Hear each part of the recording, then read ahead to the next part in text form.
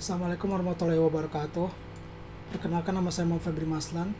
Saya berasal dari kelas SIB 3J dengan NIM 1913059. Jadi pada kesempatan kali ini saya akan menjelaskan mengenai analisis perbandingan metode Prometheus dengan metode Electri.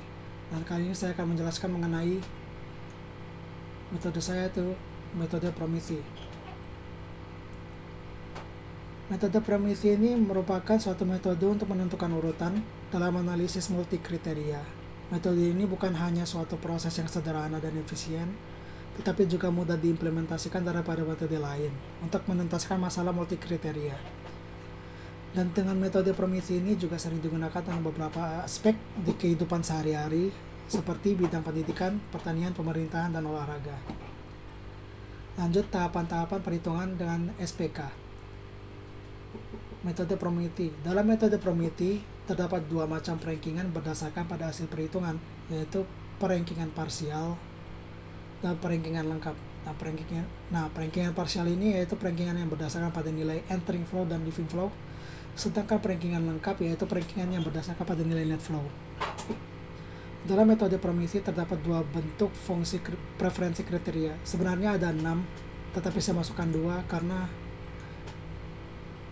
2 ini yang lumayan penting lah, dan juga yang saya gunakan dalam mengimplementasikan preferensi juga. Yang pertama yaitu kriteria usual, dan yang kedua kriteria kuasi. Nah, sebenarnya ini rumusnya sama, cuman mungkin beda jenis kali ya antara usual dan kuasi. Dan kali ini saya akan menggunakan kriteria usual, dan saya akan menjelaskan sedikit mengenai kriteria usual. Kriteria usual ini, jika nilai preferensi kriterianya itu kurang dari 0, misalkan 0, min 1, min 2, dan seterusnya, maka nilai preferensinya adalah 0. Dan jika lebih dari 0, nilai preferensinya, nilai kriterianya lah, kayak 1, 2, dan seterusnya, maka nilai preferensinya adalah 1. Begitu pula dengan kriteria kuasi, juga sama. Oke, lanjut. Dalam metode Prometheus terdapat 3 jenis perankingan, yaitu leaving flow, entering flow, dan net flow. Dan yang pertama leaving flow. Leaving flow ini yaitu menghitung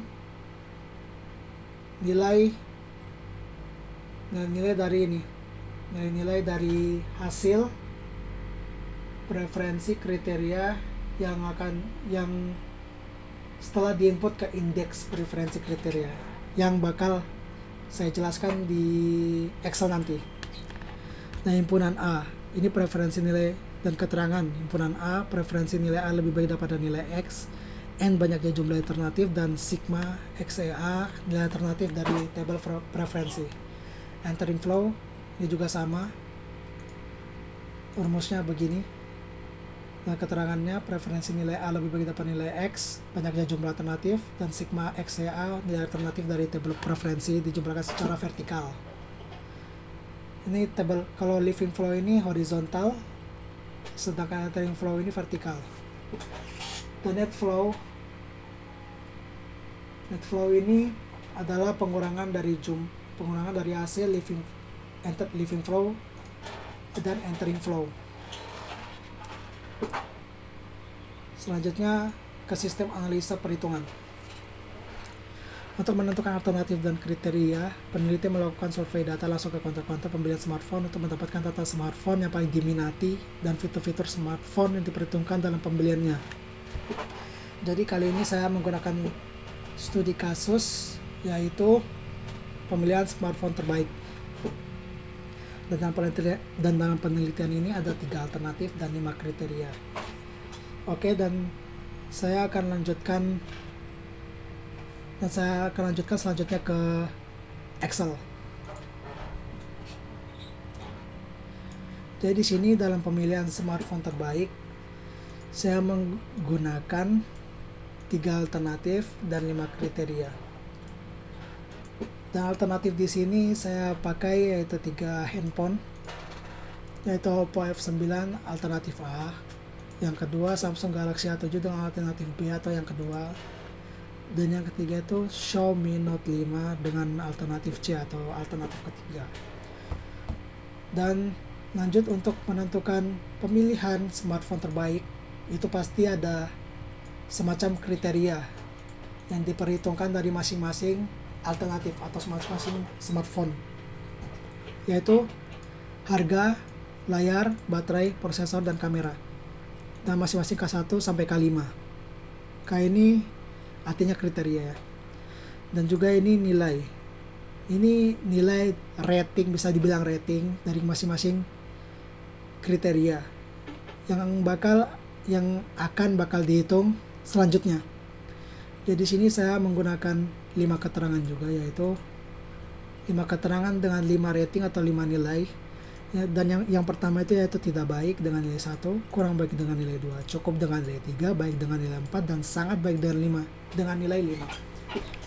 Dan selanjutnya yaitu saya akan menentukan nilai masing-masing kriteria. Kriteria dari masing-masing alternatif. Ini alternatif ada A, B, dan C. A, B, dan C ini alternatif smartphone yang saya sebutkan di sini, Oppo, Samsung, dan Xiaomi. Dan kriteria ini ada K1 sampai K5. Ini kriteria yang saya sebutkan di sini, harga, layar, baterai, prosesor, dan kamera. Dan ini nilai-nilai ini berasal dari sini, berasal dari keterangan tidak baik sampai sangat baik dengan rating 1 sampai 5, dan saya tentukan sendiri. Jadi saya akan menjelaskan dari K1. K1 ini adalah kriteria harga dengan nilai dari alternatif A, kriteria harga dengan nilai 4, baik, itu mungkin harganya relatif murah. Yang B itu Samsung Galaxy dengan harga, kriteria 1 harga dengan harga yang kurang baik, mungkin relatif agak mahal. Dan yang terakhir alternatif C dengan kriteria K1 yaitu kriteria harga dengan nilai 5 sangat baik, berarti harganya sangat relatif murah. Begitu pula dengan layar, baterai, prosesor, dan kamera. Nah, masing-masing nilai yang saya masukkan. Lanjut ke perhitungan nilai preferensi kriteria. Jadi nilai preferensi kriteria ini saya ambil dari atas ya, dari nilai masing-masing kriteria, yaitu saya ambil dari AB, AC, BA, BC, dan CA, CB. Karena alternatifnya saya hanya pakai 3 dan kriteria saya hanya pakai 5. Jadi di sini AB, saya akan menentukan nilai preferensi AB terlebih dahulu. Jadi di sini ada X, ada HD. Ini HD ini, HD ini bisa dibilang nilai preferensi kriteria. Kalau X ini bisa dibilang nilai dari hasil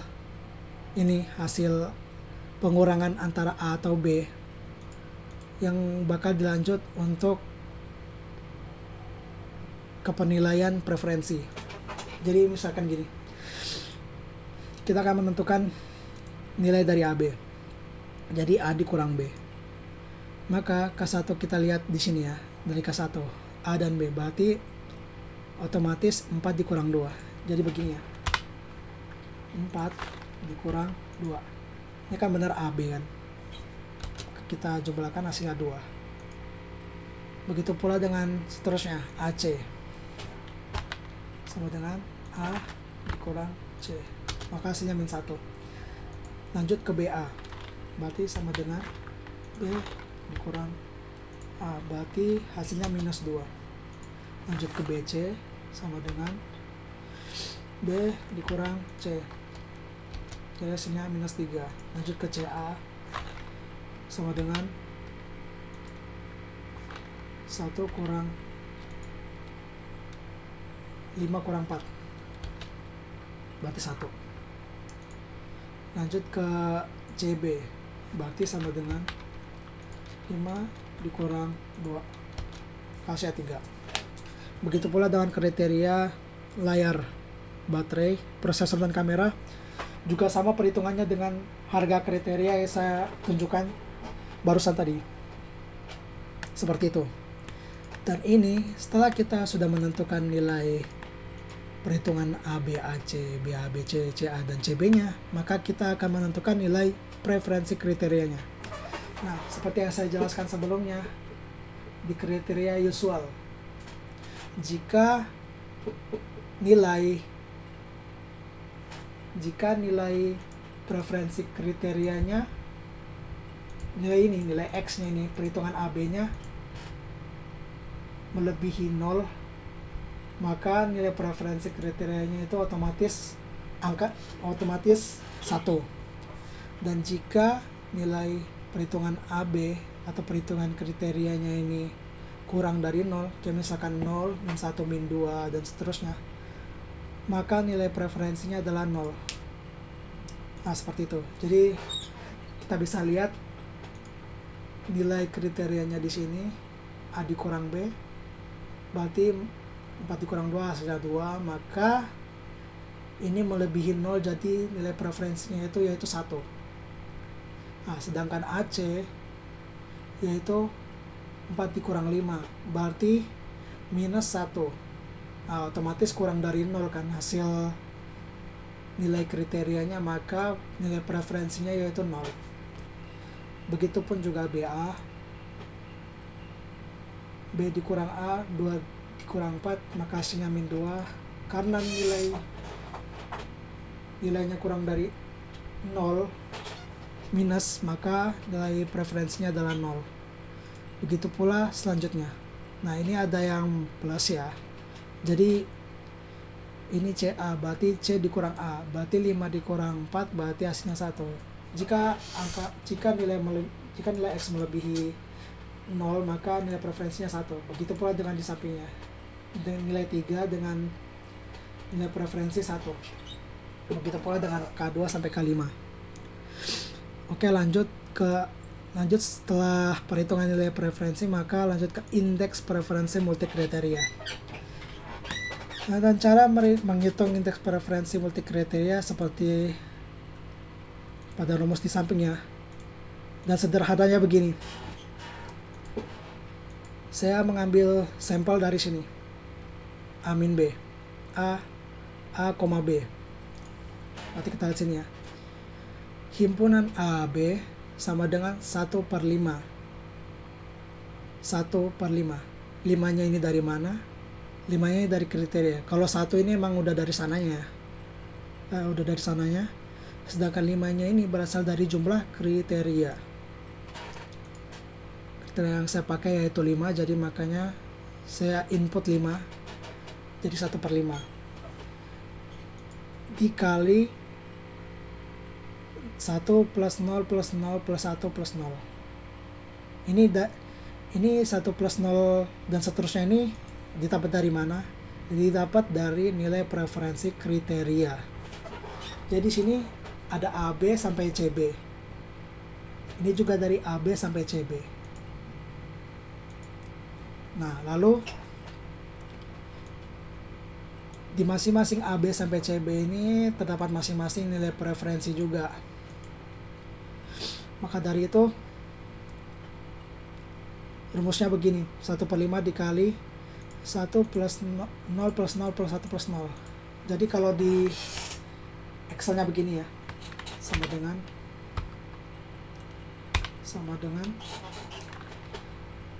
1/5 dikali sum buka kurung ini ya, karena kita mau menentukan nilai preferensi AB, maka kita ambil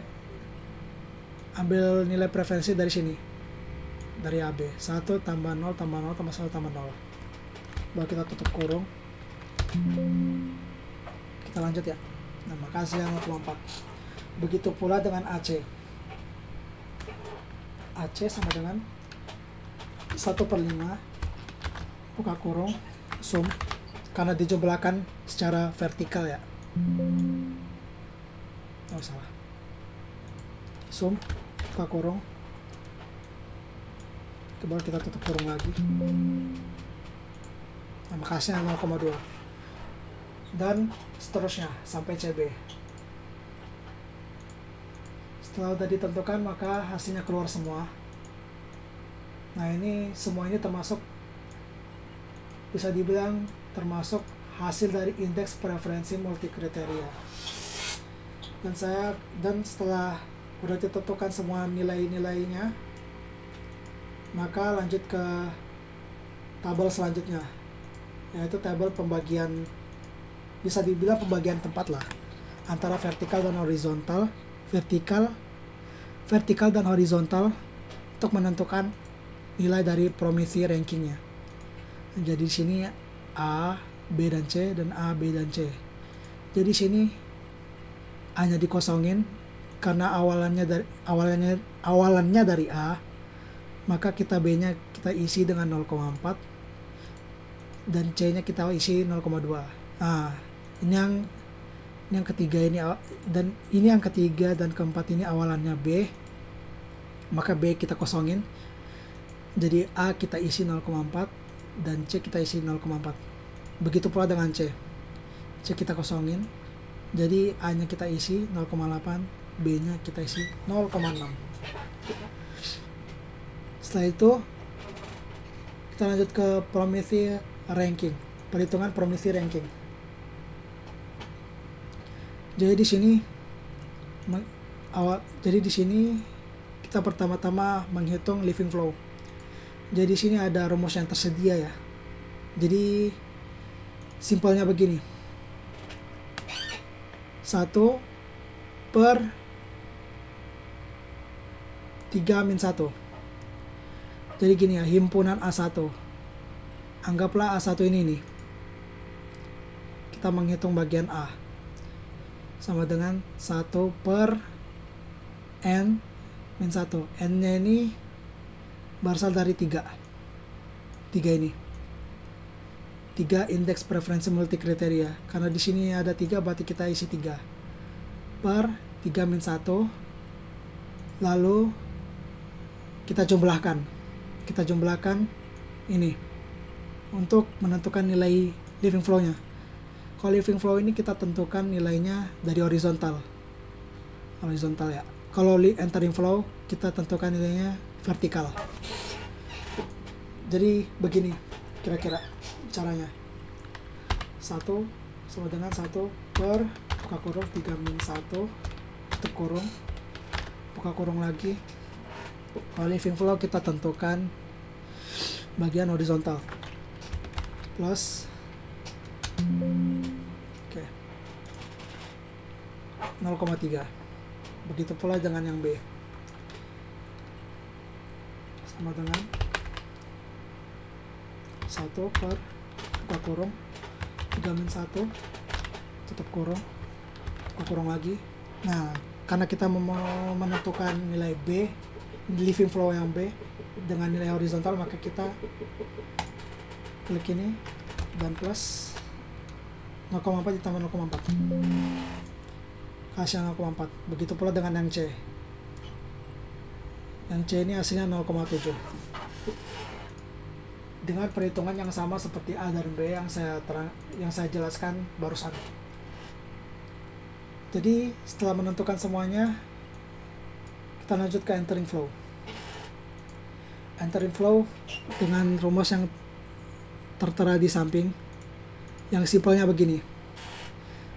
Sama perhitungannya sama dengan living flow, tapi kita menentukan hasilnya dari vertikal. A vertikal, B vertikal, dan C vertikal. Kalau living flow sebelumnya horizontal ya. A horizontal, B horizontal, dan C horizontal. Kali ini entering flow kita ke vertikal. Jadi begini. Sama rumusnya. 1 per buka kurung 3-1 tutup kurung, buka kurung lagi 0,4 ditambah 0,8 hasilnya 0,6. Begitu pula dengan B dan C.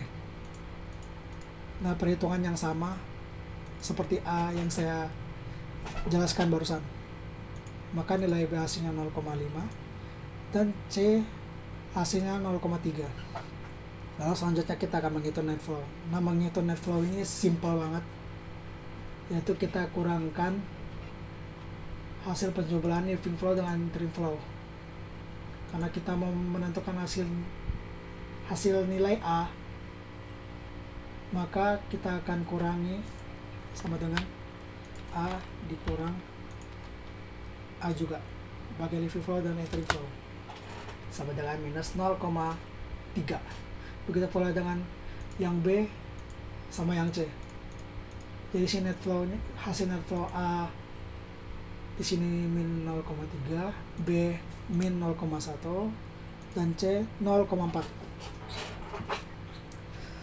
Setelah menghitung probability rankingnya, yaitu menghitung living flow, entering flow dan net flow-nya, setelah itu kita akan lanjut ke penentuan ranking. Nah, penentuan ranking ini dilihat dari hasil net flow. Jadi di sini saya udah berikan alternatif dan juga hasil dari living flow, entering flow dan net flow-nya. Jadi kali ini saya akan sorot ke bagian net flow-nya. Jadi di sini smartphone. Jadi di sini alternatif A yaitu smartphone Oppo F9 mempunyai hasil net flow-nya yaitu min 0,3. Samsung Galaxy alternatif B dengan hasil net flow-nya min 0,1. Sedangkan Xiaomi Note 5 dengan hasil net flow-nya 0,4. Jadi ranking saya input manual ya. Jadi 0,4 ini udah pasti ranking 1 karena melewati 0 dan juga bilangannya lebih besar dibanding alternatif yang di atasnya. Jadi Xiaomi Note 5 ini termasuk rank 1, sedangkan Samsung Galaxy A7 dengan net flow min 0,1 maka dia rank 2, sedangkan Oppo F9 dengan net flow min 0,3 dengan rank ketiga atau rank terakhir. Setelah kita tentukan, saya akan lanjut ke bagian jurnalnya.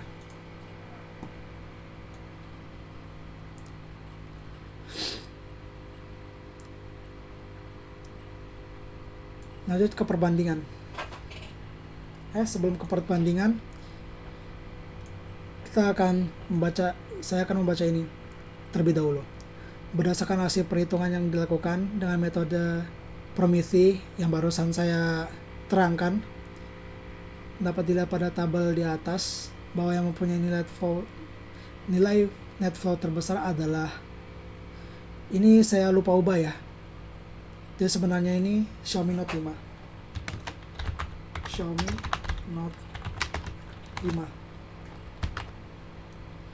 dengan nilai min 0,1 min 0,1 ya. Xiaomi Note 5 dan menduduki ranking 1. Jadi di sini berdasarkan hasil net flow maka Xiaomi Note 5 ini menempati ranking 1 dengan pemilihan smartphone terbaik. Lanjut ke perbandingan. Kelebihan dari metode Prometheus yaitu metode ini dapat membandingkan banyak alternatif dengan kriteria dengan menentukan urutan dalam analisis multikriteria lebih jelas dan mudah dipahami, dan juga metode ini dapat melakukan proses perankingan berdasarkan data kuantitatif, berdasarkan data perhitungan yang saya hitung sebelumnya ini. Dan kekurangan dari metode ini yaitu metode ini kurang rinci dalam menganalisa alternatif dan kriteria seperti tidak adanya perhitungan berbagai macam matriks dan lain sebagainya. Kekurangannya ini mungkin karena nggak ada perhitungan yang lumayan rumit, semacam gitulah. Dan kesimpulannya, penelitian ini dapat memberikan hasil yang lebih selektif dalam membuat ranking karena membandingkan setiap alternatif dengan alternatif yang lain dari tingkat tertinggi hingga terendah, sehingga dapat memberikan kesempatan kepada konsumen untuk dapat melihat kelebihan dan kekurangan yang lebih spesifik pada suatu smartphone dalam kriteria tertentu. Namun hasil perankingan dapat berubah tergantung dengan prioritas fitur smartphone yang dianggap lebih penting oleh pihak konsumen. Nah, pada metode premisi ini dapat diimplementasikan untuk menghasilkan rekomendasi dalam pemilihan smartphone terbaik berdasarkan alternatif dan kriteria yang telah ditentukan. Dan ini daftar pustakanya. Dan mungkin segitu saja yang saya bisa jelaskan. Mohon maaf apabila ada kekurangan. Sekian kali ini. Wassalamualaikum warahmatullahi wabarakatuh.